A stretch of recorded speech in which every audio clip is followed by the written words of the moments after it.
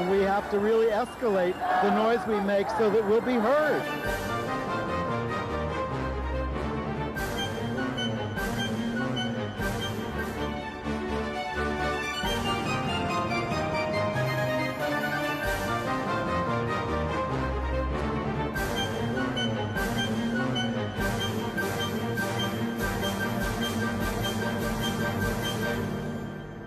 Welcome to Gay USA. I'm Andy Hum. I'm Ann Northrup. And you may have seen a lot of LGBT news this week because the Supreme Court heard the same-sex marriage cases, and we will be discussing them with Evan Wolfson, founder of Freedom to Marry and the father of the modern same-sex marriage movement.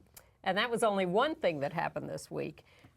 Bruce Jenner, you may have noticed, came out as a Republican woman, and that news swept the nation and was the subject of endless conversation. We'll give you our take on that. Arkansas's anti-gay law banning localities from passing human rights laws that go beyond state laws may not actually apply to local LGBT rights laws. Yeah, they found a little wrinkle there. Anti-LGBT laws may be advancing in Texas, Oklahoma, and Michigan. Several out New York City council members are pushing for a massive increase in funding for anti-gay schools. And LGBT groups were out protesting gay club owners who hosted a dinner for Ted Cruz. The Pope tells that out gay French ambassador to the Vatican that he should get lost. But in Kenya, there was a pro-gay decision from the High Court. And Ecuador passed a civil unions bill this week. And as Fun Home tied with American in Paris for most Tony nominations, Andy will review the Broadway version. And another play that I saw called Nirbhaya, about that woman in India who was raped on the bus. Powerful. But first, we're turning to the Supreme Court in marriage and our very favorite marriage promoter and inventor. No, that's too much. Evan Wolfson, the executive director and creator of Freedom to Marry, who has been working on same-sex marriage and the legalization of same since at least 1983, when you wrote your Harvard Law dissertation on it, much to everyone's astonishment. And of course, you are the author of the book Why Marriage Matters. You have been, you worked on the original Hawaii case in the 90s. You won it. Yes. That too. Yes. And you were at the Supreme Court this week for the arguments on the marriage cases. So first, everyone's going to want to know, what's your bottom line? What's your prediction? Are we going to win or what? Well, and of course, as everyone might predict, I don't know. We don't know. None of us knows, and it's not a done deal until it's done, and we have to keep working until we get the job done. That said, the arguments went well. Even more important than the arguments, the collective presentation that we have made in the court and in the court of public opinion is what's really going to resonate. The argument is dramatic, but not as important as the briefs and as the friend of the court briefs and as the 65 court cases that have built in the lower courts over the last 2 years to this day, and the entire momentum in the country, having 63% of the American people on our side, having marriage now in 37 states, having tens of thousands of couples legally married. All of that is what's going to be there as the justices are now thinking. And so what I'll say is that, well, I don't know what's going to happen.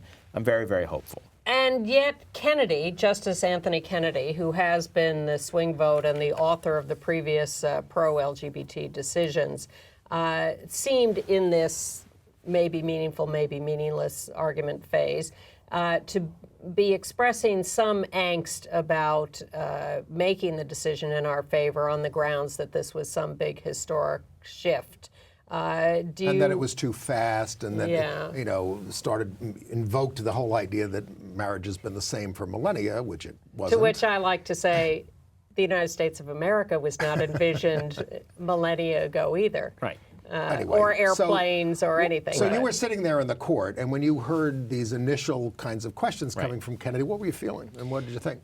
You know, look, people have to understand that in arguments, the justices obviously ask a lot of questions, and we don't know why they're asking the questions they're asking. Is the justice really wrestling with that question because he or she finds it troubling? Is the justice posing the question in order to hear the answer and get the best ammo to use? Is the justice asking the question to make a point to another justice?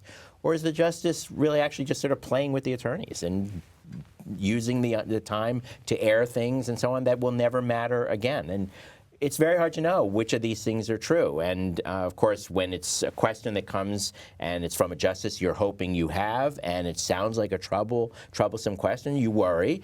And then when the justice later in the argument poses equally hard or even more pointed questions to the other side, you think, okay, great, that now he or she is back on track. So we don't really know. So what was the happiest moment for you sitting there in the courtroom in the United States Supreme Court?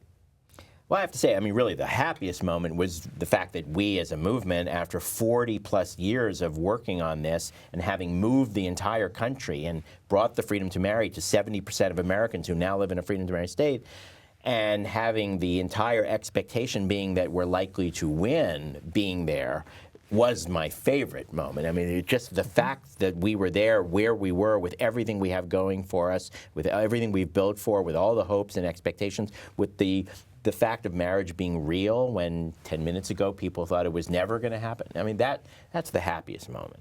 I think having so many of the justices at various points affirm what our advocates also said, which is that gay people are worthy and our love is worthy and we deserve the freedom to marry. And Justice Kennedy, in I think his last set of questions, or at least his last big ones, cut off the state's arguments against us by saying, well, don't you think gay people are actually seeking to participate in marriage and to claim the nobility of marriage and to fulfill the purposes of marriage beyond parenting and procreation and child raising, the love, the commitment, the dignity, to have that underscored in the court and to have the examples of real people who are harmed by the denial and real people who deserve the respect of marriage. To have that affirmed over and over in the court through questions and answers was very moving. Yes, Kennedy essentially said to the attorneys for the other side, I mean, you know, when you say you're concerned about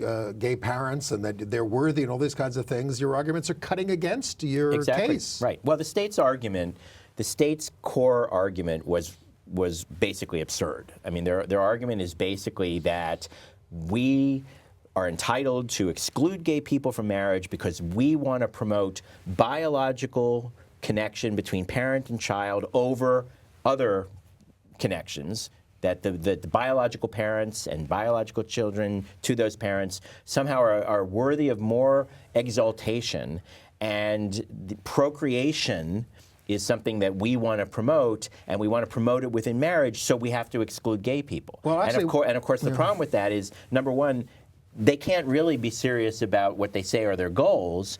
And number two, even if they are, how does excluding gay people serve that goal? Why is it necessary to that goal at the tremendous cost it imposes on the real kids of real gay parents and on the real gay couples? And at every part of that, the questions just mounted and mounted and mounted, and the argument was left exposed as nothing. Don't want to leave that point, because what John Birch, who was the lawyer for the other side in this case, what he kept repeating was, and I was trying to get, because they were trying to make some rational argument, if you have same-sex marriage and you essentially make marriage about just personal love and commitment, which is not what marriage is about, he said, you will weaken a heterosexual marriage which protects children, and their marriages will be devalued, and they will leave and go off and abandon their children. Essentially, he repeated it several times. Right. Well, that was the basic argument they doubled down on, and it was you could say it was a little bit of a surprising choice, because the other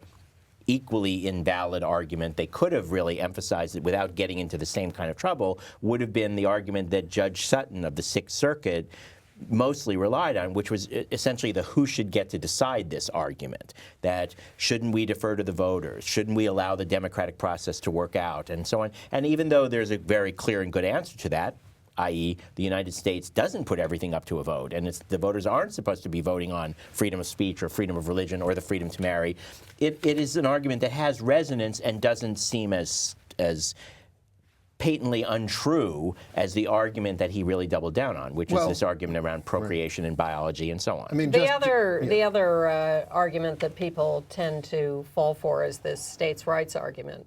that the states have historically defined marriage within their borders. As Justice Kennedy said in the Windsor decision. But, as I believe he also said, is that, yes, they have that right, but they are not allowed to violate the constitutional protections against discrimination. Well, yeah, I mean, it's not a gotcha against us to acknowledge that states in the first instance regulate marriage and have primary responsibility under our system for governing marriage. That's simply a fact, that there's nothing negative about that. But it is equally true that there is a floor below which the states may not go. And that floor is the United States Constitution. And the freedom to marry, as Mary Bonato said so well, is an individual right, and a deeply important one. And so it's not about whether it's the states or the courts or the voters or it's the individual's freedom to marry that the states have unduly and unfairly restricted by excluding gay people from that freedom. Now, Mary Bonato, as you say, was the lead person arguing our side. She won the original case in Massachusetts, but she won that case because, correct me if I'm wrong, the Massachusetts state constitution has a non-discrimination provision that includes sexual orientation.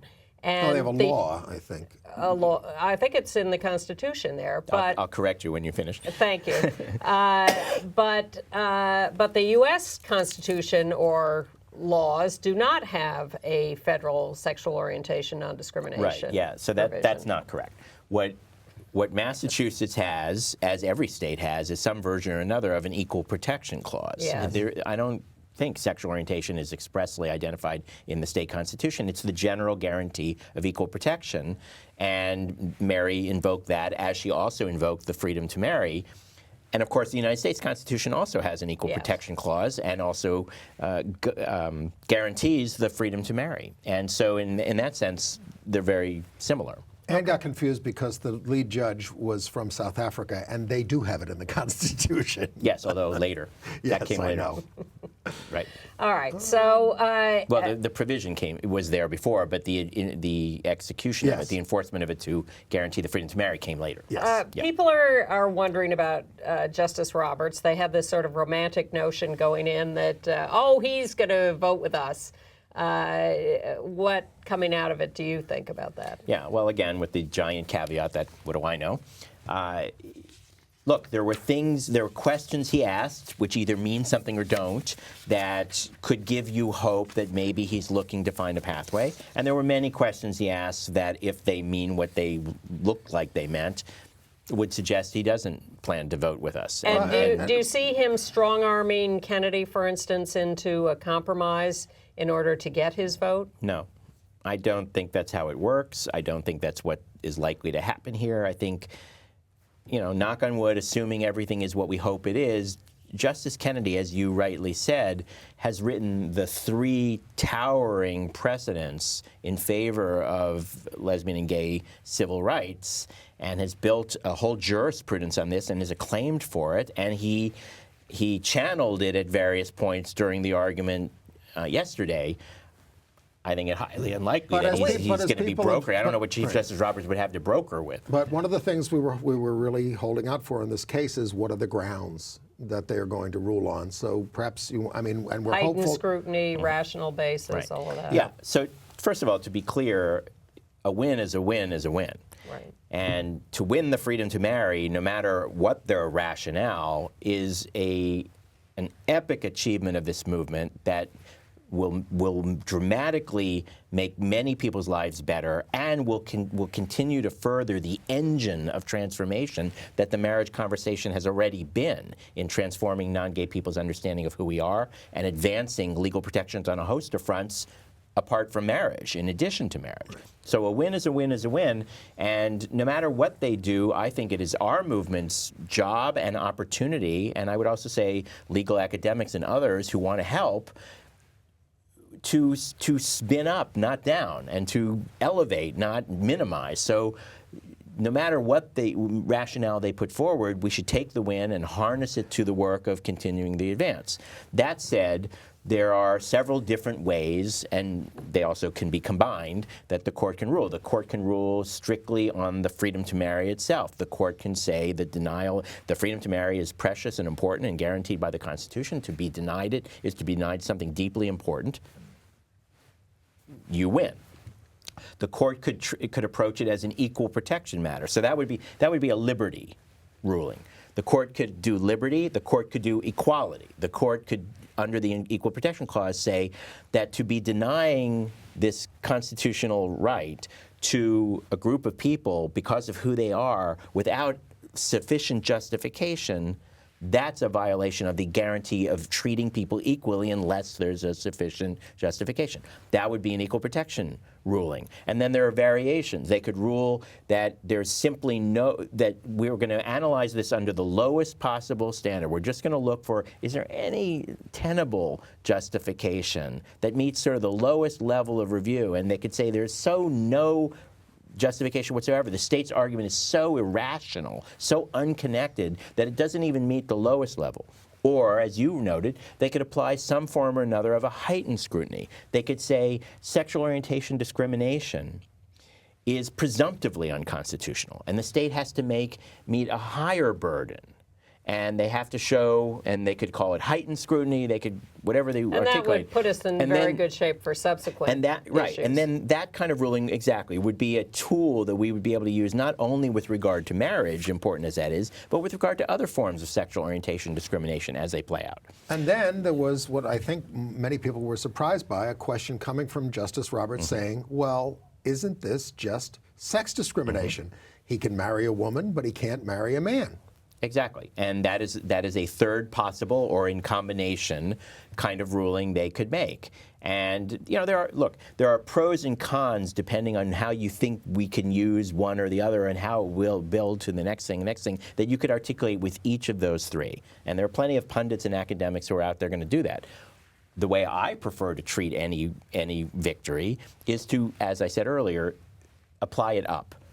Make it what we want it to be, build on it as opposed to minimize it. And so I would be more than happy to have any of those. You know, when we won that Hawaii case back in the 90s, it really launched this ongoing global movement. Sure did. And that was the second wave of marriage litigation. Our movement had tried a wave of litigation in the 70s, all of which had been rubber stamped away. Yep. But in Hawaii, we were able to move this forward, and here we are building on that. The movement took hold.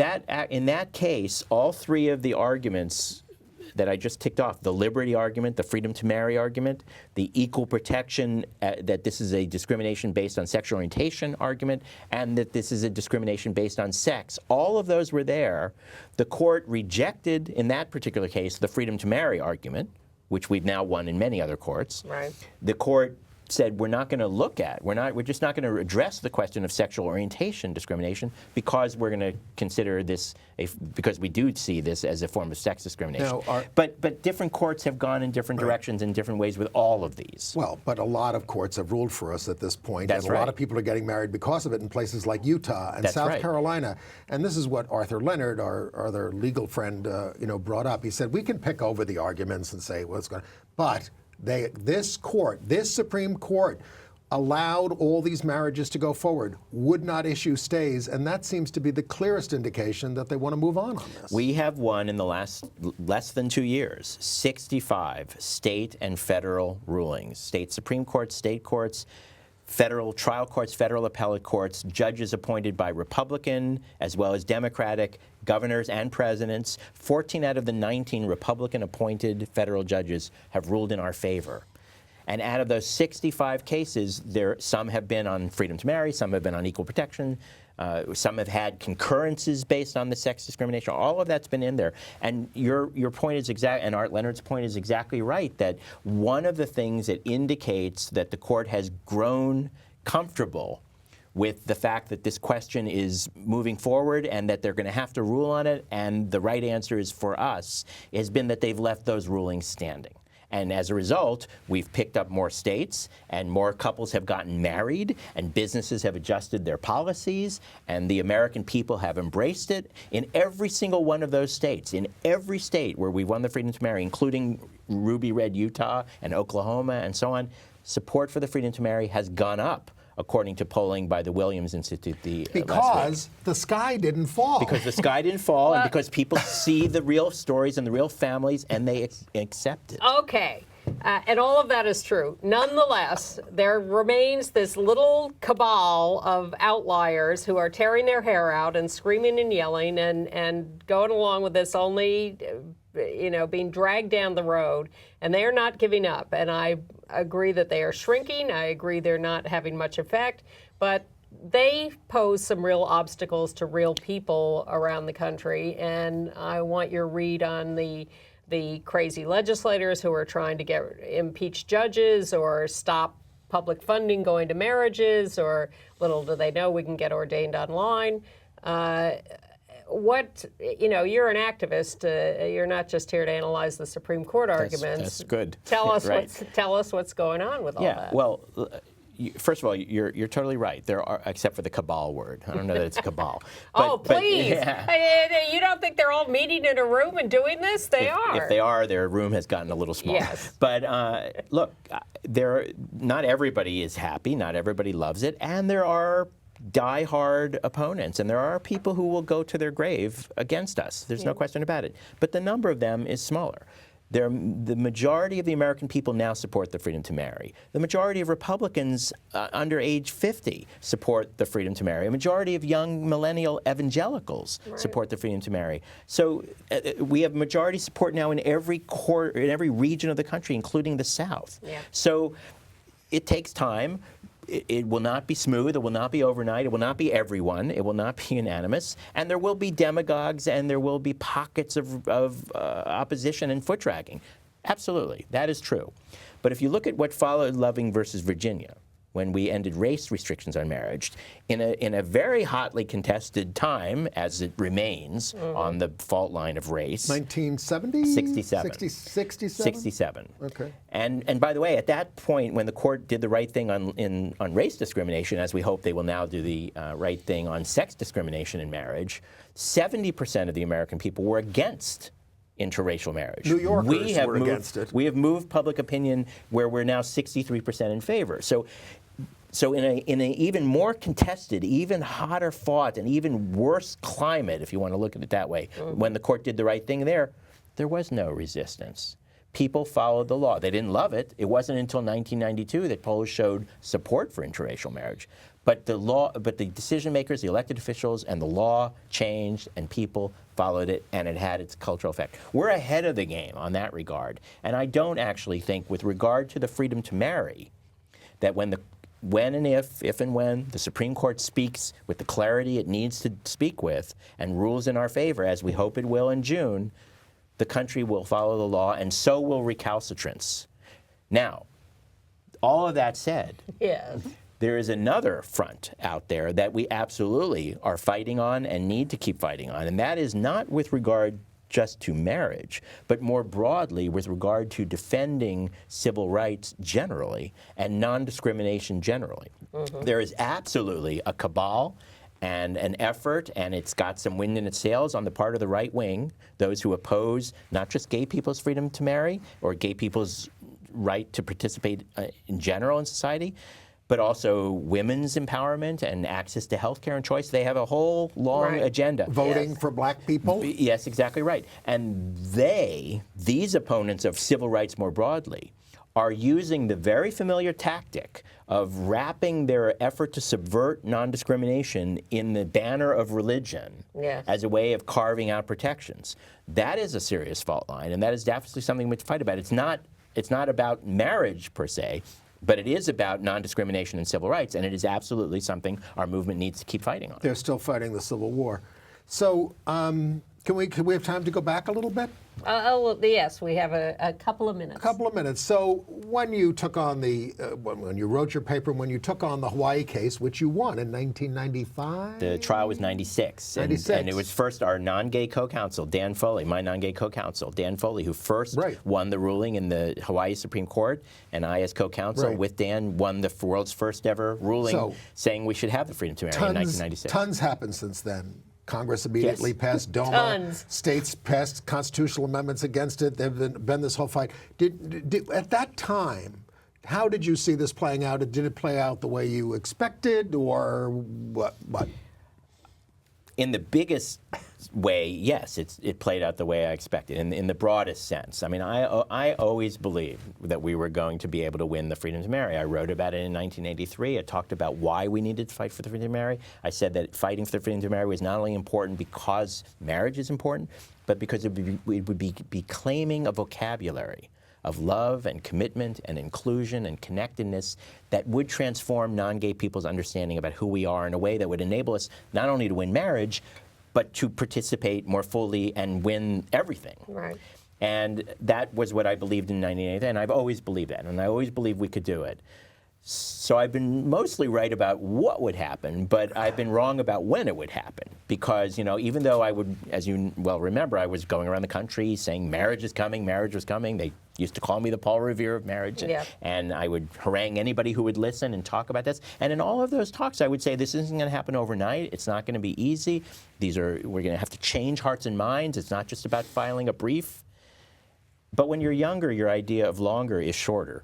So I don't know that I actually really, if someone had said, you're going to, knock on wood, hopefully, get there in 2015, I think, 2015 was like the Jetsons. I mean, who was thinking about 2015, So in that sense, but of course, when you look at it now, and everybody always says this, it has gone very quickly in like historical terms, right? And if you compare it to other civil rights movements and other social justice campaigns, it has gone quickly. But we know that this overnight success is built on at least 4 decades of our movement's engagement. But I mean, initially, most of the activism was on the other side, saying, okay, they want in Hawaii, we better stop this. And this kind of came up in the second question in the Supreme Court, which was, one state does it, and then everybody else has to accept it, and they can move to our states, and everybody's married, that kind of stuff happened. So there was that tremendous backlash. Well, one of the very important lessons of the marriage campaign, which is now looked at as a model of success, although for much of it, like anything, it was a muddle, not a model. We didn't know everything,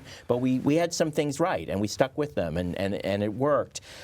And one of those important lessons that our movement had to learn repeatedly before it stuck was, it's not enough to win in court. It's not enough to do just the litigation. You have to build the multi-methodology campaign to create the climate. And we won that trial in Hawaii only to have it snatched away politically by the first of what became this wave of anti-gay constitutional amendments and attacks in 1998. 10 years later, we won the freedom to marry in the California Supreme Court. We won, only to have it stripped away infamously by Proposition 8, literally 10 years later. And it was only after Prop 8 that those of us who were pushing for, we really need to do this campaign the way it needs to be done, that we were really finally able to build freedom to marry to what it needed to be, to have the capacity to go into states and work with state and local partners and get them the resources they needed early enough to make a difference and to stick with it, not just in a reactive way or not just when it was sexy and hot, but for several years of groundwork in order to be able to win in legislatures and win at the ballot and win Republicans as well as Democrats, and not just fight the political fights, but engage the soft in persuasion over time. And finally, our movement got that recipe pretty right, which is how we are here. And now the litigation, which has always been a central part of the strategy, is able to succeed. It's able to succeed not because we came up with some new legal arguments. I mean, I wrote them as a 26-year-old law student in 1983. My God, how old are you? Well, speaking of, happy birthday, Ann. We won't go. That's as far as we'll go. Enough. Right. Happy birthday. But the legal arguments weren't what we needed alone. What we needed was everything else. And I know this is long, but let me just say one other thing, which is that We've won these 65 cases in just the last less than 2 years. Of all those cases, my favorite passage was from the case that we won bringing the freedom to marry to Utah, reddest of the red states. And the judge in the Utah case wrote, "It's not the Constitution that has changed, it's our knowledge of what it means to be lesbian or gay." Yes.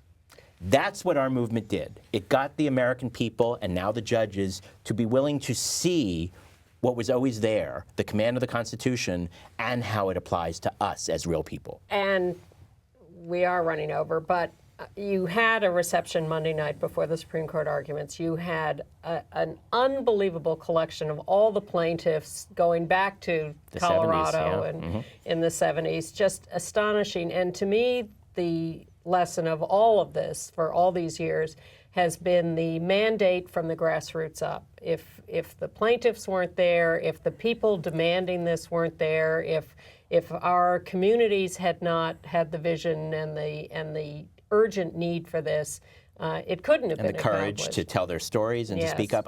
To their family and friends, to everybody. Exactly. And the plaintiffs are one way of doing that, but of course they reflect the millions of conversations and other ways people also engage. You're absolutely right, and I hope people will go to our website over the next week or 2 or 3 as we roll out some of the pictures and stories from this unbelievably historic gathering. There's your website on the screen. Thank you. freedomtomarry.org. But I want to say one thing additively to what you just said. You're absolutely right about the grassroots part and the movement part and the people's and the millions of conversations, and all of that is how we together have gotten to this moment.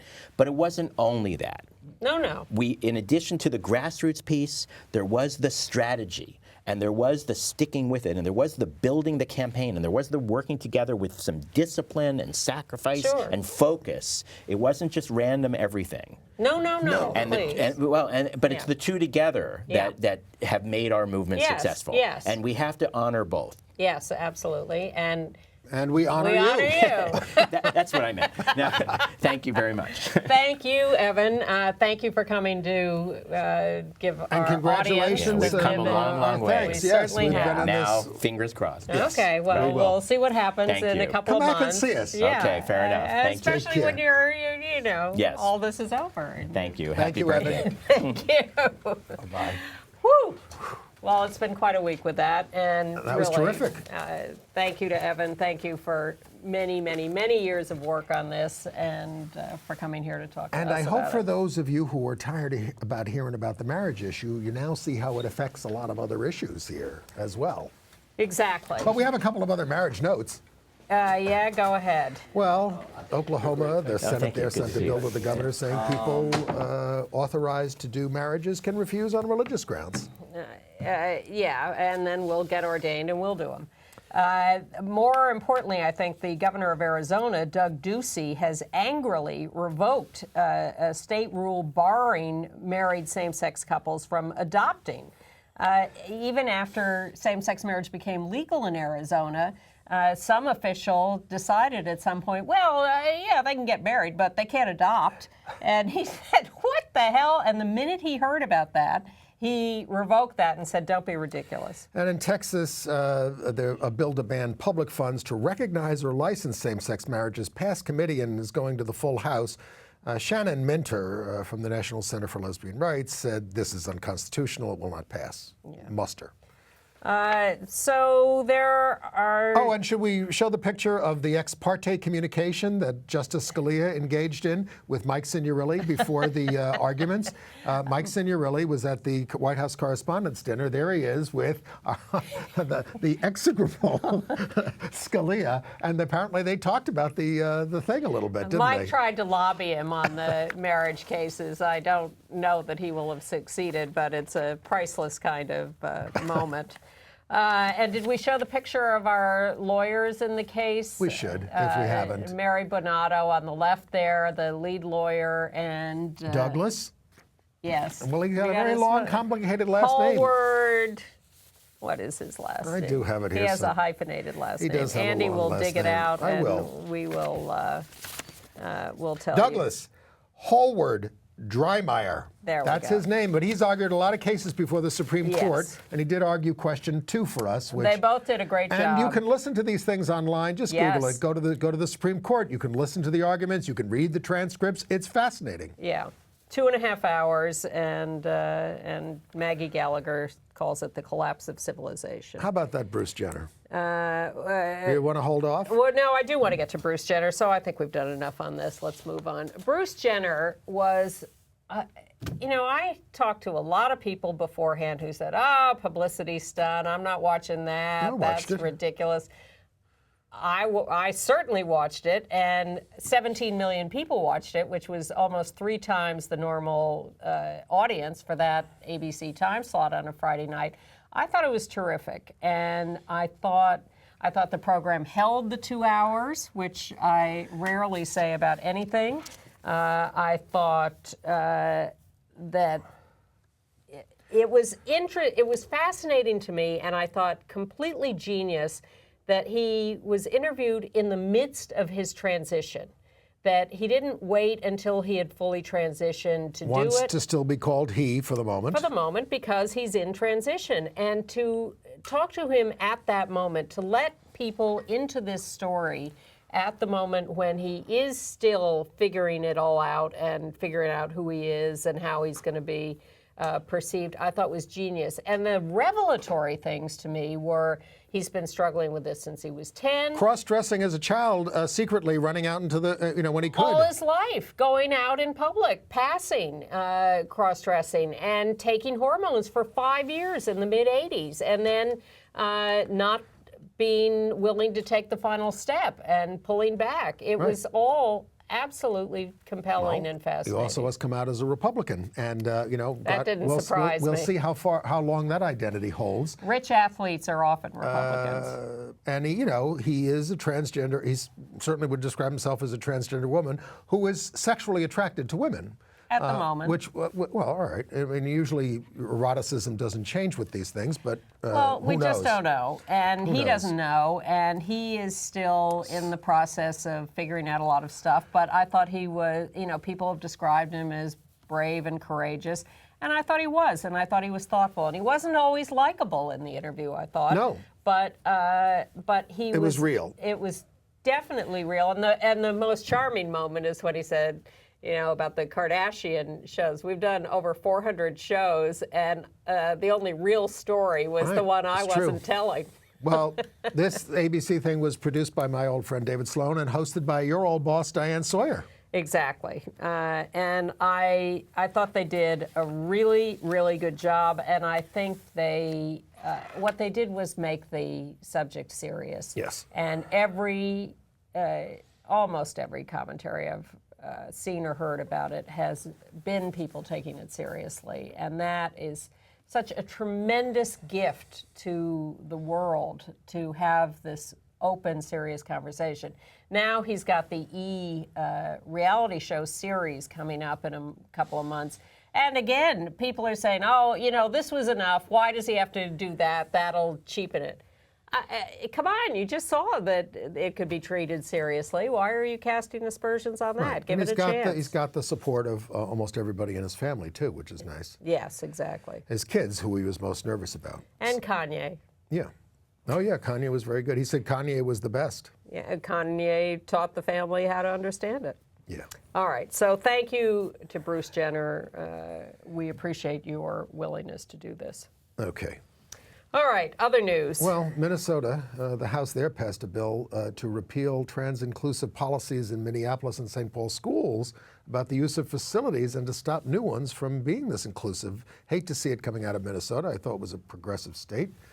But good news from California, where a judge has rejected the Attorney General's request to delay surgery for a transgender inmate there.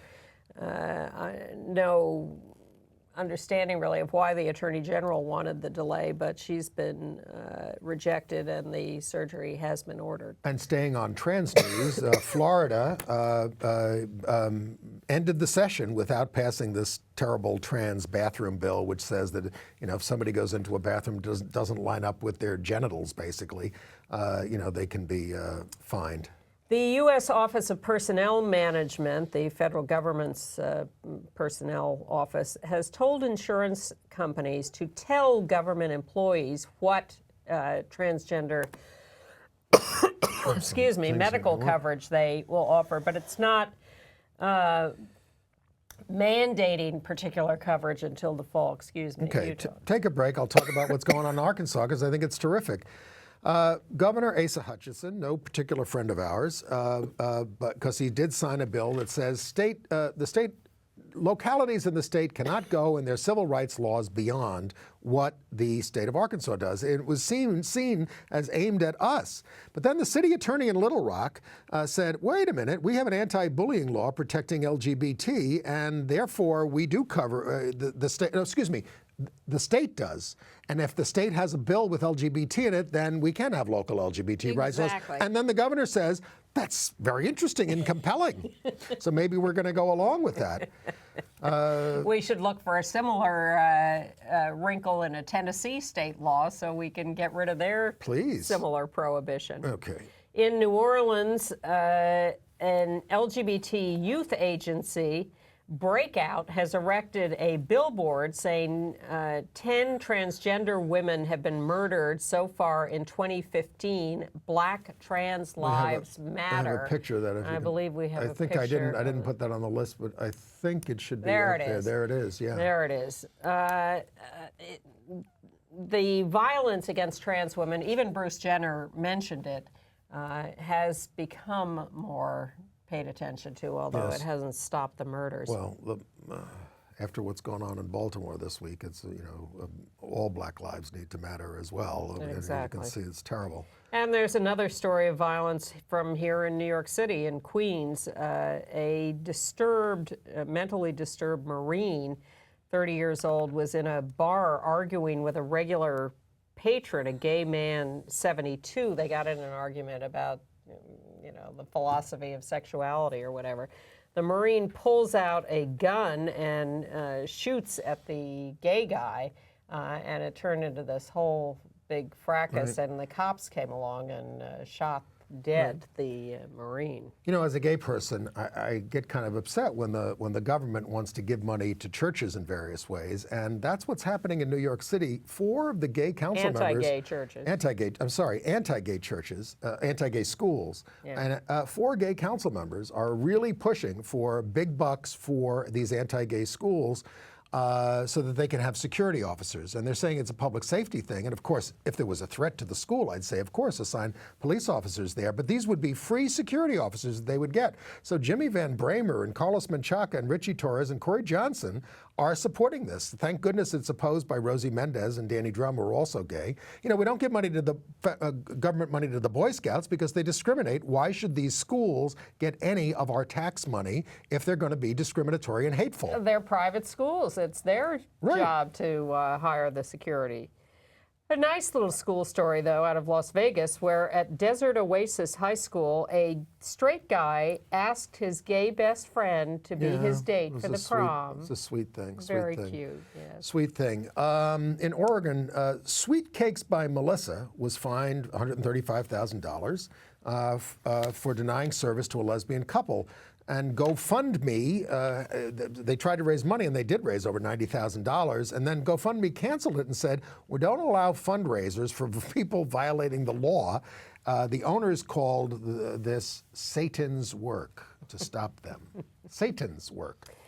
And in Winter Park, Florida, a couple of workers at a daycare center, the Aloma Methodist Early Childhood Learning Center, 2 women who have become involved with each other in a relationship were fired by the daycare center, even though the Methodist Church objects to sexual orientation discrimination. I know. They can't. It's not even like the Catholics, where they say that they're, following church doctrine. They're not even doing that. They just don't like gay people. Oh my God! Now here's one that may be controversial if I talk about it this way. A Kentucky court held that somebody who produces T-shirts does not have to make one that are for gay pride T-shirts. I agree with that. That's a message. I don't think printers have to print books with messages that they don't want. That Well, on the that's an established principle. basis They of the don't have First to. Amendment. It's different with like wedding cakes. If you sell wedding cakes to straights, you got to sell wedding cakes to gays.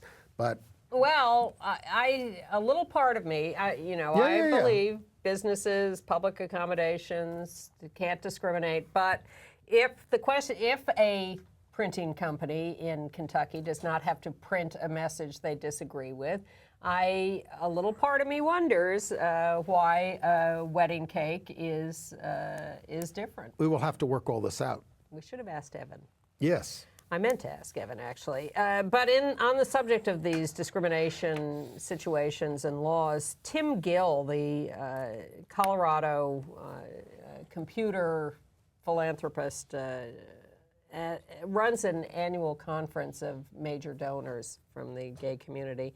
And he's getting them all together to form a new group called Freedom for All Americans. And their agenda is going to be to pass non-discrimination laws in states that don't have them, and a federal non-discrimination law for sexual orientation, gender identity, and expression. And he's rounding up not only the big gay donors, but the Republican big donors who have been donating to marriage causes, et cetera. Paul Singer, Dan Loeb, a lot of corporations. This is a major operation. Some gay Republicans oppose gay rights. State Representative Randy Benning, 52 years old in North Dakota, voted against the gay rights bill there. He was exposed for using Grindr. His name there was Top Man, with an exclamation point. He sent unsolicited penis pics to a 21-year-old who said, "How can you discriminate against the person you were trying to pick up?"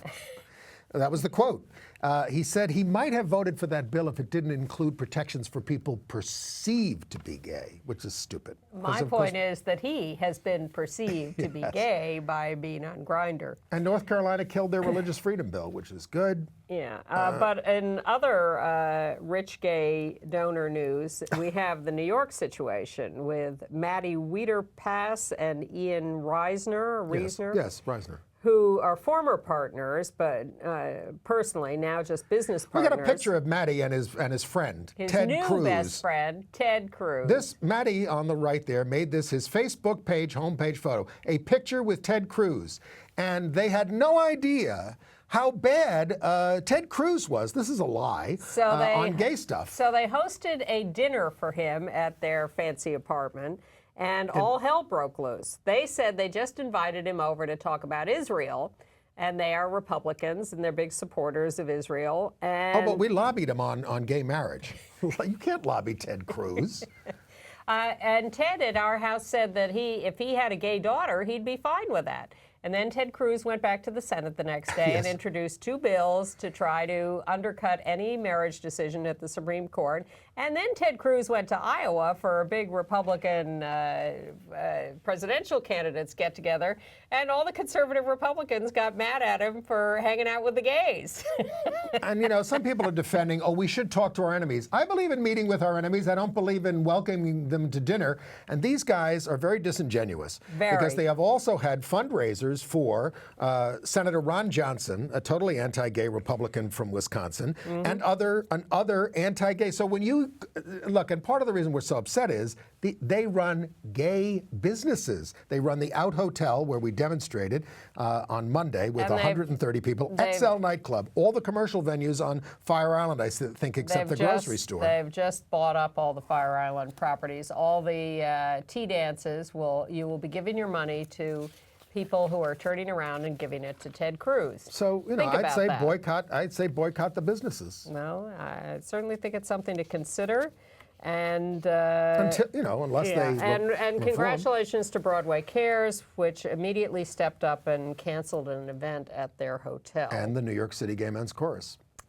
On the other hand, 56 senators failed to add a homeless youth provision to the Trafficking Act in the Senate, including 10 Republicans, including Rand Paul. They stepped up to help homeless gay youth and came close, but fell a few votes short. Marco Rubio voted no, and Ted Cruz was absent. Outrageous.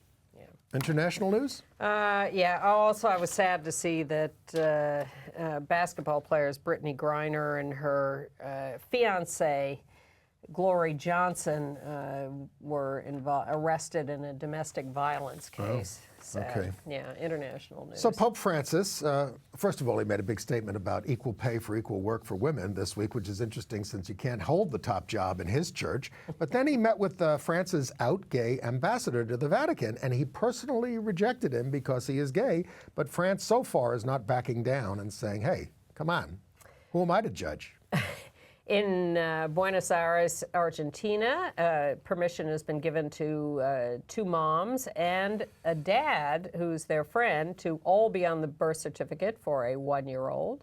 Ecuador passed their civil union bill 89-1, and they're sending it to the president's desk and hope it goes through. The Upper House of Parliament in India has passed a Gender Identity and Expression Non-Discrimination Act. Unanimously. In spite of having gotten rid of their sexual orientation. The government's expected to stall the bill, though. Yeah. They treat transgender very different from gay over there.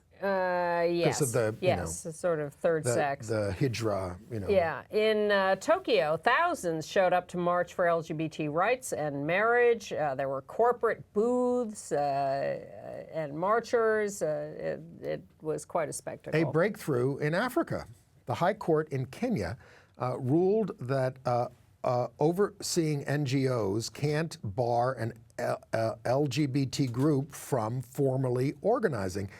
Kenya's National Gay and Lesbian Human Rights Commission is the group. The law there criminalizes gay sex, but the ruling said that the Constitution could be read to forbid discrimination based on sexual orientation in Kenya. Sad, sort of strange footnote to the horrible story of the Nepal earthquake. Oh, God, First of all, the LGBT rights group there, the Blue Diamond Society, has been badly damaged, and they're sending out... Lost some of their staff, of course. Lost some of their staff. 10,000 people are believed to have died. A lot of transgender people and others can't find toilets to use. And they survive often on just daily money from... sex work. You're lucky if the electricity system works in Kathmandu on a good day. Yes, it's gone. But the strange footnote is it turns out that Israeli gay couples are not allowed to have children by surrogate moms or whatever in Israel. So they often use foreign women as surrogates for their children, and a lot of them were using women in Nepal.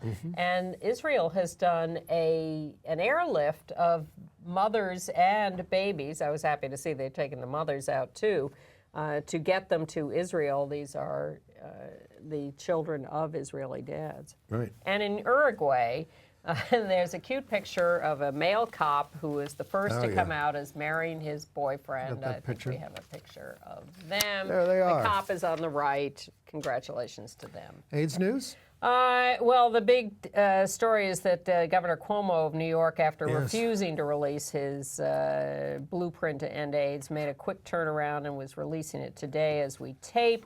Not fully funded, but wants things like more needle exchange, better sex ed, more availability of pre-exposure prophylaxis, and gender identity non-discrimination. Ending AIDS by 2020. The U.S. Court of Appeals for the Armed Forces, Air Force Sergeant David Gutierrez, was charged with not disclosing his HIV status to partners. He was found not guilty of aggravated assault, reduced to assault and battery, Still bad enough. because he was undetectable. Yeah, well, if you're on medication and undetectable, why are you being charged in the first place? Entertainment news. Yes. Now, do you get a mention on the show when you're the second Pro Bowler to come out? Well, we have a picture of Anthony Pepe, who won the tour event in December. He's from Elmhurst, Queens. He declared himself on Facebook. He's 26. He said, "God made me a beautiful, respectful, genuine gay man." Well, I think the headline is Fun Home winning 12 Tony nominations, tying American in Paris for the most nominations. I was also happy to see, and virtually everyone in the cast was nominated. Yes. Lisa Crone for the score, and Jean Tesori and the book, and the director Sam Gold. It is just hugely honored. I had seen the show with you at the Public Theater, and I liked it. When I saw it on Broadway at the Circle in the Square, this is the best show on Broadway. And you know how much it's not been there's some good shows out there, and there's some terrible shows out there. But this one was, I was so moved by it this time. There's more heart and joy and pain and intelligence in 5 minutes of this show than there is in all of Dr. Zhivago, which I will not say anything more about. I thought I was going to see it with you last week, and I didn't, but I saw it in the original workshop. I saw it at the Public Theater. I couldn't agree more with you about the intelligence of this show and the heart, and you've got to see Fun Home. Much more fascinating staging that they do, which really enhances the production, and just everything about it. I'm also happy to see that John Cameron Mitchell is getting a special Tony for Hedwig, Hedwig and the Angry Inch, which he went back into to perform in. And another gay guy is getting a special Tony, Tommy Toon. Yeah. Craig Lucas is nominated for Best Book of a Musical for American in Paris. Terrence McNally for The Visit. We mentioned Max Van Essen for American in Paris is openly gay, and Stephen Daldry for directing Skylight.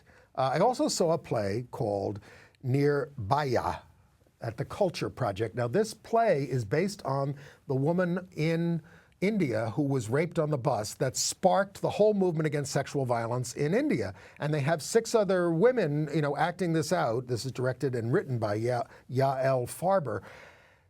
At the end of the show, I learned this is their real stories of the women performing on stage, telling these horrible stories, including a woman who had kerosene thrown all over her and she was disfigured by it. It is one of the most powerful pieces. I mean, if you really want to hate men, go see this show. But it also offers hope, because they're standing up for themselves, and it is a wonderful, wonderful show at the Culture Project. You may want to check out the movie Blackbird, which opened this last weekend with about a young gay black man coming out. Monique plays his really religious hater mother. You may want to check out Boy Meets Girl on DVD, which is the story of a young trans girl that we talked about when it was released theatrically. Very cute. You may want to check out at the Brooklyn Museum the show of art by a South African gay activist, portraits and weddings. It's about the black queer population of South Africa. And Eastern Boys is opening in LA, and Queers and Comics, the conference, is having a launch party next Wednesday, the 6th. It's not even June. At 7 p.m. at the Eagle.